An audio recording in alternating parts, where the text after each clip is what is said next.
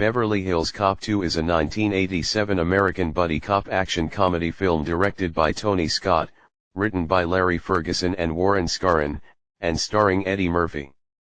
It is the sequel to the 1984 film Beverly Hills Cop and the second installment in the Beverly Hills Cop film series.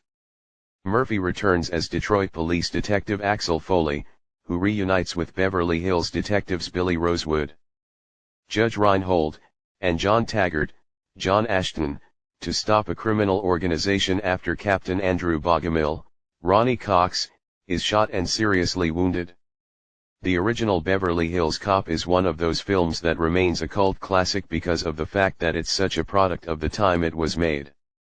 This quintessential 80s style is carried over to the sequel, made 3 years later, and although Part 2, like many sequels, never quite manages that same verve as the original film, it still offers a good time, and anyone that enjoyed the first installment, and who didn't, will probably have a good time with the sequel too.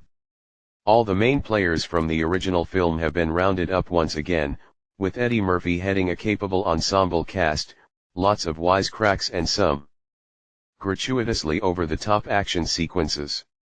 The plot is, as you would expect, superfluous to the style of the film, and much of the movie is simply tailored around it, but anyway, it follows maverick copper Axel Foley and his 2 California police cronies as they are pulled into a case known as the Alphabet Murders, which involves a robbery, a tall blonde woman and a gun shop owner. I've got to say that Eddie Murphy's wisecracks were a lot funnier in the first film. While they were still over the top, they were at least sort of believable. Here, however, Murphy goes massively over the top, and it's hard to imagine how anyone that obnoxious doesn't end up with a cracked jaw. Anyway, Murphy obviously enjoys himself, and if you can get by the complete lack of logic, you probably will too.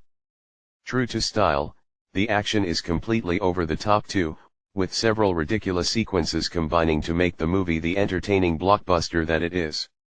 The film lacks any kind of themes or substance, meaning that it will both not please serious film fans, and that this reviewer is running out of steam, but I will say that this movie does have a point to make, and that is simply entertaining its audience.